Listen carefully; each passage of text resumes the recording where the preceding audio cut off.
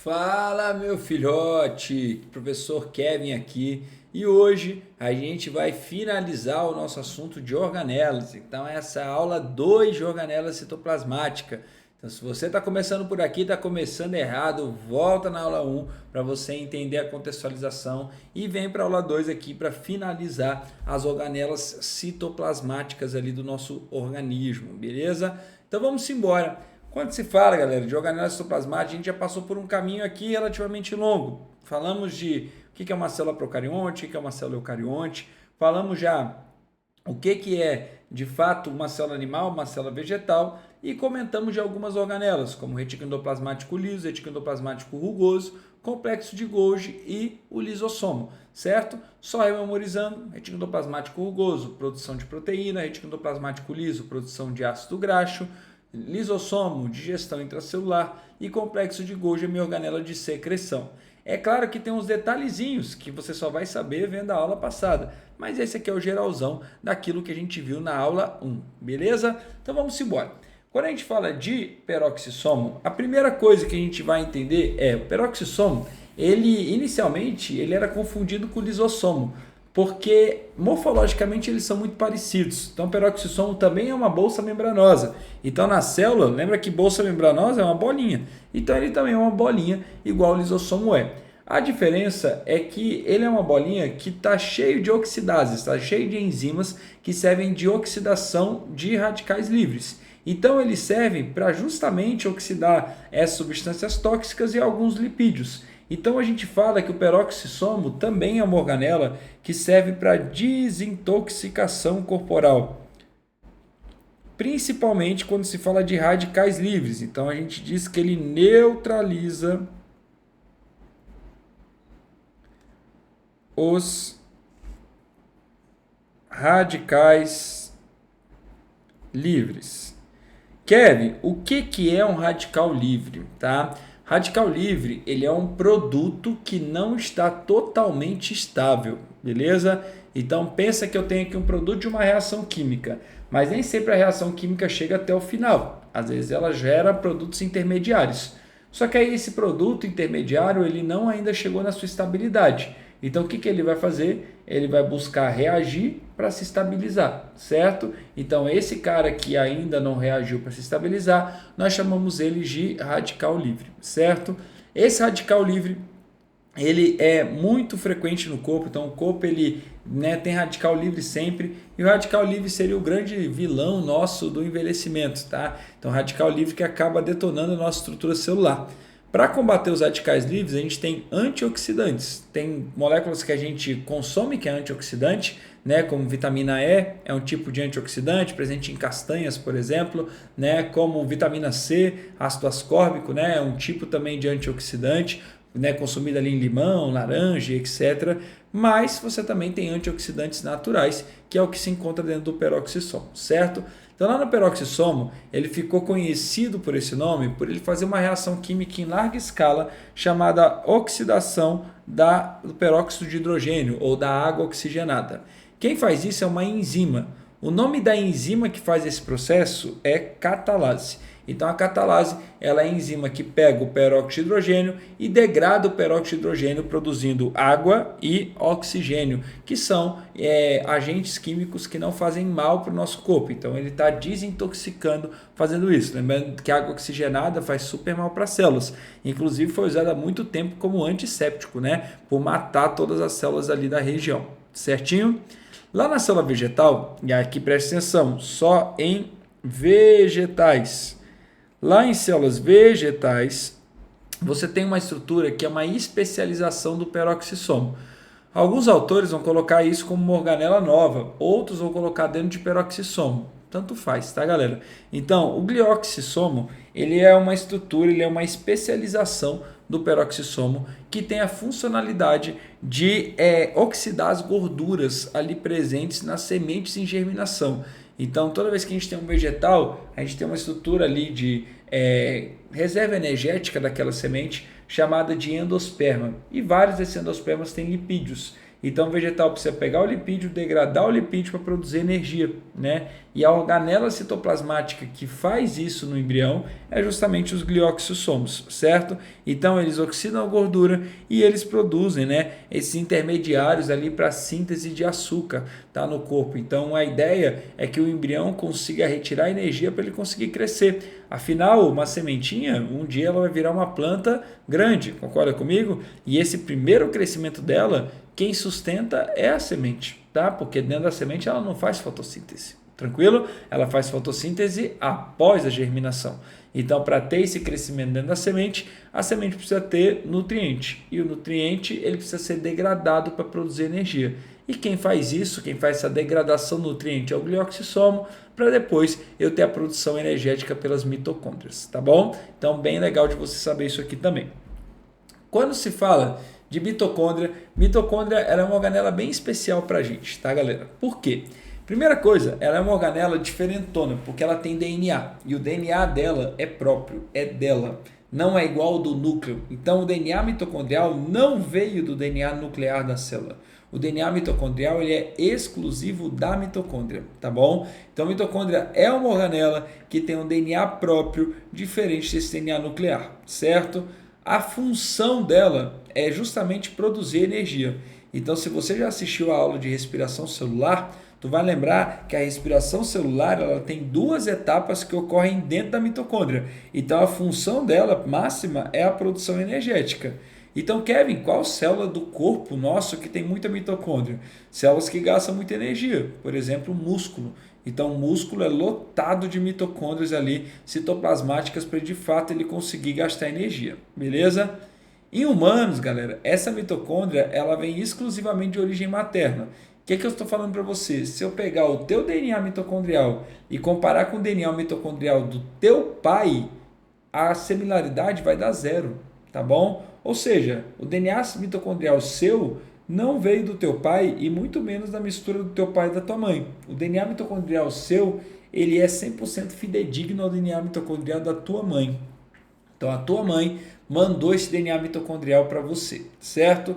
Então as mitocôndrias elas são aqui em humanos de origem materna, exclusivamente. Essa besteirinha cai, tá bom? Então isso aqui é legal de você saber, tá bom? DNA da mitocôndria é um DNA de origem materna. Grave isso aí no seu HD aí, certo?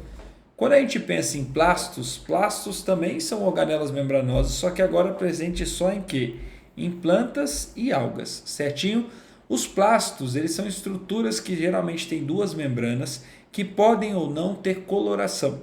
Então, cromoplastos são os plastos que têm algum tipo de pigmento e os leucoplastos são plastos que não têm pigmento, que não têm cor. Por exemplo, quando a gente analisa um amiloplasto, ele é um plasto que serve para reserva de amido lá no vegetal. Então, é uma organela que o vegetal vai guardar amido, que é a reserva energética de polissacarídeo que ele guarda.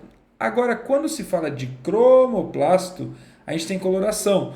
Por exemplo, colorações amarelas, colorações avermelhadas ou até mesmo o mais conhecido de todo, que é o único que a gente estuda aqui no ensino médio, chamado de cloroplasto.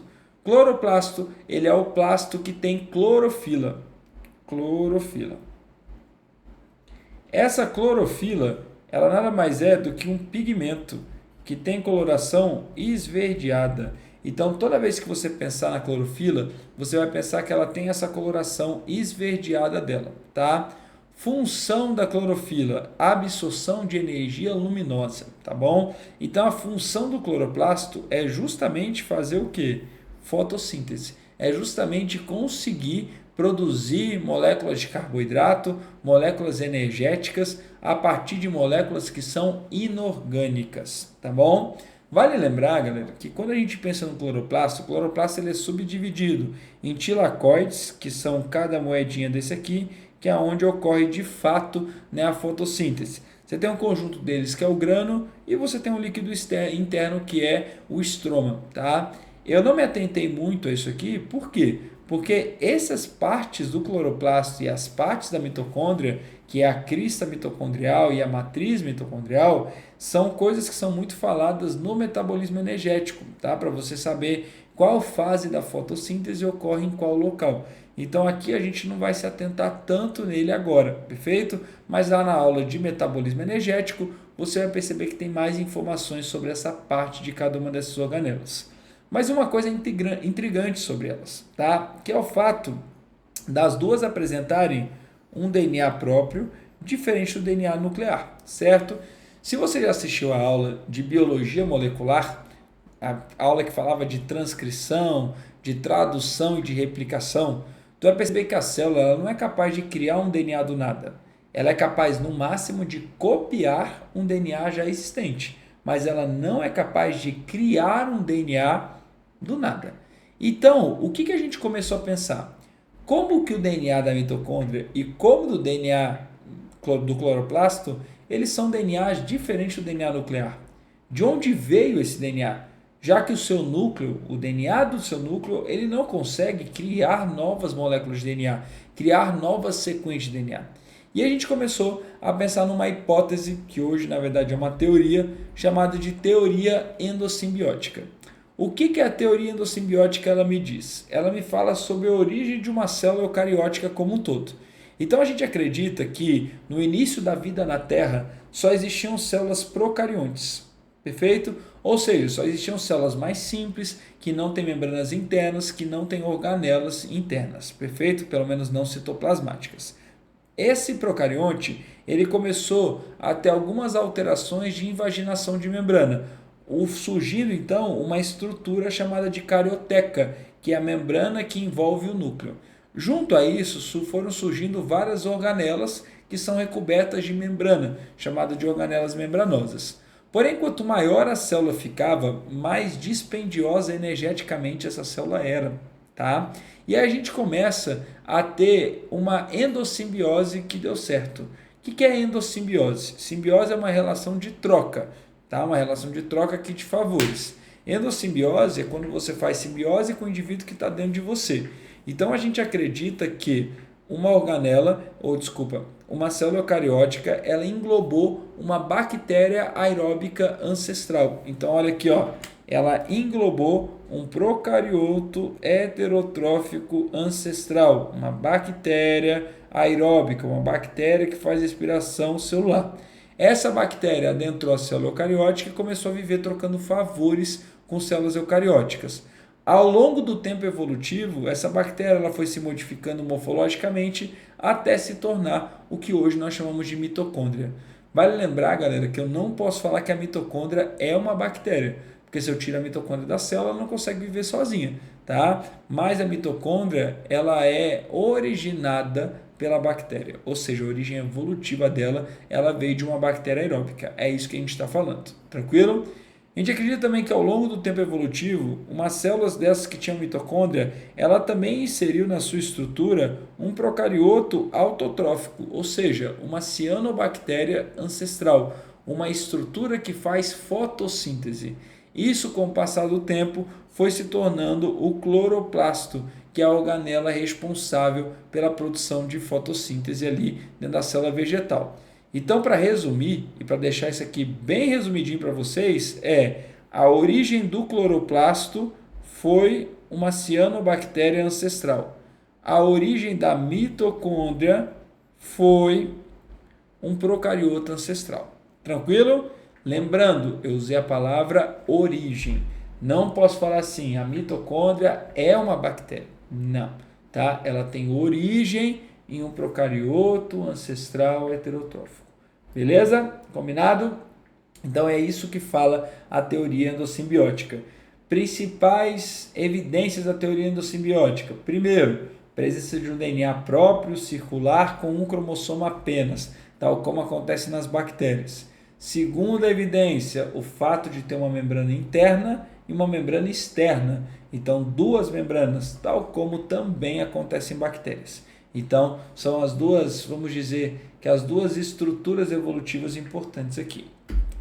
Quando se fala de centríolo ele é uma estrutura formada por microtúbulos, tá? Então, pensa que o centríolo ele é formado por uma estrutura de microtúbulos que são tipo tubinhos dentro da célula, tá? É uma proteína que forma ali o citoesqueleto celular. O centríolo ele é presente apenas em animais. Então, ó, o centríolo apenas em animais, perfeito? Cuidado com isso. Ó, cloroplasto apenas em vegetais. Mitocôndria nos dois. A mitocôndria tem animal e tem vegetal. Centríolo apenas os animais, certo?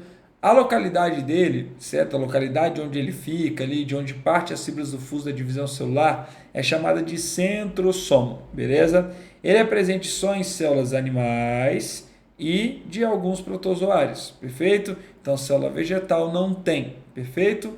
O fuso mitótico, que é formado a partir dele, forma uma estrutura chamada de áster, que é como se fosse o centríolo enrolado no fuso mitótico.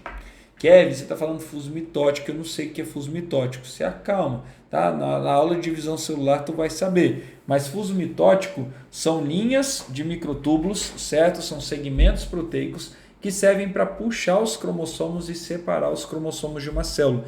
Então, lá na divisão celular, vai ser necessário que a gente separe os cromossomos, ou separe as cromátides irmãs. E quem faz isso são as fibras do fuso. Quem faz isso são os microtúbulos, perfeito?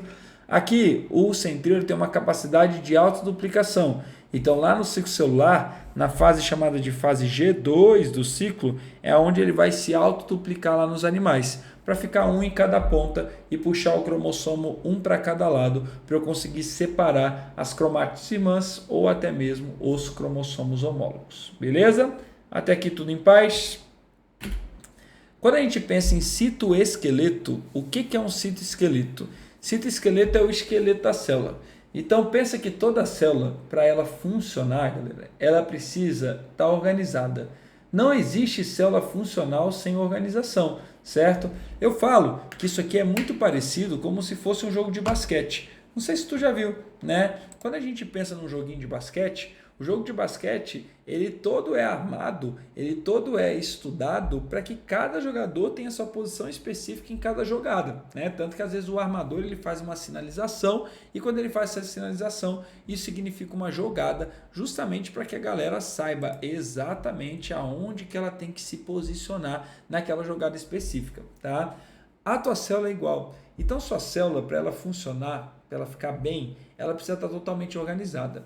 O problema é que o citoplasma ele é dotado de um líquido chamado de citossol ou hialoplasma, que é um líquido, que é um fluido. E como é um fluido, o fluido está sempre em movimento. É como se eu jogasse várias boias numa piscina. A boia não vai ficar estática no mesmo local onde eu joguei ela. Por quê? Porque a água é um fluido e a água vai movendo essa boia de um lado para o outro. As organelas, se elas ficassem livres na célula, elas estariam todas desorganizadas. E aí uma organela não ia conseguir se comunicar com a outra organela. E aí tua célula ela fica não funcional. Tua célula ela passa a parar de funcionar de uma forma legal. E aí o citoesqueleto ele serve exatamente para trazer essa funcionalidade celular. Então o citoesqueleto é o que vai manter a minha célula funcional. É o que vai manter a minha célula funcionando, certo? Como é que funciona esse citoesqueleto aqui, ó, tá? Ele é subdividido em 3 camadas, vamos dizer assim, 3 partes, beleza? Primeira parte dele é o que a gente chama de microfilamentos, tá? O que é o microfilamento e para que ele serve? Os microfilamentos são eles que vão dar formato na célula, anota isso. Então, o formatinho da minha célula, tá? Então, sei lá, a célula tem formato, né, de bolinha, a célula tem formato de ovo, a célula tem um formato alongado, a célula tem um formato achatado. Esse formato da célula, ele é dado justamente pelos microfilamentos que estão ali ao redor da membrana, beleza? Então, os microfilamentos, eles são feitos de actina. Então, toda vez que a gente pensar em microfilamento, você vai pensar em actina, beleza? Que é o nome da proteína que forma esses microfilamentos. Kevin, se os microfilamentos de actina começarem a dar problema, a célula começa a perder o formato e a perda de formato celular, ela pode gerar morte celular também, tá bom? Então a célula ela não sobrevive desorganizada, beleza? Então ela sempre tem que estar naquele formato bonitão dela, ela sempre tem que estar naquela organização dela, tranquilo? Quando se fala de filamentos intermediários, os filamentos intermediários eles servem justamente para trazer a minha organização citoplasmática. Então, ele é como se fosse isso aqui, ó, galera. Ó. Aqui eu vou sinalizar com o meu canetão, aqui assim, ó, essas canetas vermelhas que eu estou mostrando aqui, ó. Ele é como se fosse um jogo de fios, beleza? E esse jogo de fios, ele vai manter a organela meio presa naquela estrutura, tá? Eu falo que é como se fosse aquele brinquedo que tem uma torre cheia de fios de barbante assim, né, entrelaçados, e aí o objetivo é você subir nessa torre, se jogar lá de cima e chegar lá embaixo. Esse é o objetivo. Porém, quando você se joga lá de cima, você fica preso nos barbantes. E aí você vai se soltando, vai caindo, vai caindo, vai caindo, até chegar no solo. É mais ou menos isso. Você tem um monte de barbante, um monte de filamento proteico, tá? Que vai segurando o citoplasma como um todo. E aí a organela ela fica presa nesse citoplasma, tá? E ao ficar presa no citoplasma, ela não consegue ali se movimentar, mesmo o citoplasma sendo líquido. Resultado disso, eu mantenho a organela exatamente no local onde ela tem que ficar. Ou seja, eu mantenho a organela estática em locais específicos, beleza? E você tem os microtúbulos. Os microtúbulos eles são formados por uma proteína de maior calibre, chamada de tubulina. Tubulina. Então, ó, microfilamento menor calibre, filamento intermediário menor calibre, ou melhor, calibre intermediário, né? E microtúbulo maior calibre, porque eu tenho aqui as tubulinas. É sim, galera, é o mesmo material que forma os centríolos que a gente acabou de falar. Então, a gente acabou de falar, centríolos é formado por microtúbulo. Perfeito. E o microtúbulo também serve para estruturar o citoesqueleto. Os microtúbulos, eles estão muito ligados com o deslocamento de vesículas dentro da célula, tá? Então, ele que vai criar isso aqui, ó. Não sei se vocês estão vendo aqui, ó. Vou apontar aqui com a setinha. É ele que vai criar esses tipos de tubos aonde as vesículas, aonde as estruturas internas das células, elas vão migrando de um lado para o outro. E é assim muitas vezes que a gente fala, lembra? Ah, saiu do retículo endoplasmático rugoso, foi para o complexo de Golgi, depois foi para a membrana para ser secretado. Todo esse caminho, ele é mediado pelos microtúbulos, certo? Além disso, o que eu tenho? Eu tenho outras funcionalidades aqui no cara. Então, por exemplo, além do formato, que a gente já falou, a gente tem o processo de adesão célula-célula. O que é adesão célula-célula? É quando uma célula gruda com a outra. Tá? Então, vários tecidos, as células aparecem uma do ladinho da outra, uma grudadinha da outra, certo? E aí, para isso, eu preciso de uma adesão célula-célula. Então, os filamentos intermediários, eles também servem para isso. Deslocamento interno da célula, a gente já falou, né? Está relacionado com os microtúbulos. Organização do citoplasma, está relacionado com filamentos intermediários. E a gente tem a formação de cílios e flagelos. Kevin, não sei a diferença. Cílios são pequenas estruturinhas que ficam ao redor da célula, parecendo o cílio do olho mesmo, tá bom? Então isso aqui é cílio. Flagelo são longos filamentos, perfeito? Qual que é a função deles? Em geral, movimentação. Movimentação. Perfeito? Então, quando a célula se movimenta, ela geralmente se movimenta por flagelos ou se movimenta por cílios, beleza? Os cílios ainda podem ter outras funcionalidades, como, por exemplo, adesão de partículas. Então, um exemplo claro disso aqui é a nossa traqueia, né? Nossa traqueia tem um revestimento todo ciliado. E aí a função disso é justamente aderir às impurezas. Então, quando a gente respira, a gente acaba respirando impurezas e a traqueia é quem vai aderir isso aí pelos cílios da traqueia, tá? Então, pode servir também para adesão de impureza, beleza? Mas a maioria das vezes a gente vai conectar isso aqui à movimentação daquela célula, à mobilidade daquela célula, seja uma célula ciliada, seja uma célula flagelada. E todas as estruturas citoplasmáticas ou de membrana, né, tanto os cílios como o flagelo, eles vêm justamente dos microtúbulos, justamente da tubulina. Perfeito? Galerinha, hoje a aula é isso, tá? Então, alguma dúvida aí, se ficou alguma dúvida, me procure, tá? Mas lembre-se sempre que o quê? Que toda vez que a gente pensa em organela citoplasmática, a gente está falando de funcionalidade da célula. Então, o que a gente quer é que agora você seja capaz de olhar para uma célula animal e olhar para uma célula vegetal e reconhecer cada uma dessas coisas. Então, por exemplo, quando a gente olhou aqui, ó, para uma célula animal, lá no começo da primeira aula, a gente não conhecia muita coisa, mas agora a gente já conhece todas as organelas que compõem ela aqui. Quando a gente olhou para uma célula vegetal, a gente não conhecia, agora a gente conhece todas as organelas aqui. A única organela que eu não falei para vocês foi essa aqui, ó, vacúolo central. Vacúolo central eu não coloquei ali. Por quê, Kevin? Porque a função dele é muito besta, muito fácil, tá? Vacúolo central, a funcionalidade dele é armazenamento de água. Anota aí, tá? Armazenamento de água. Você tem isso aqui como sendo o vacúolo central. Ele pode ser grandão na célula vegetal ou ele pode até mesmo ser mais petitinho, tá bom? Então o objetivo é que você olhe para essa imagem e você olhe para essa imagem e você consiga entender todas as organelas que aqui possuem. Kevin, consigo entender? Então quer dizer que eu aprendi organela.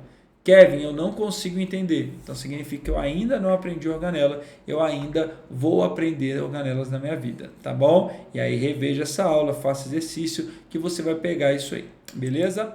Por hoje é só. Um beijo, um queijo para você e até a nossa próxima aulinha, beleza? Tchau, tchau.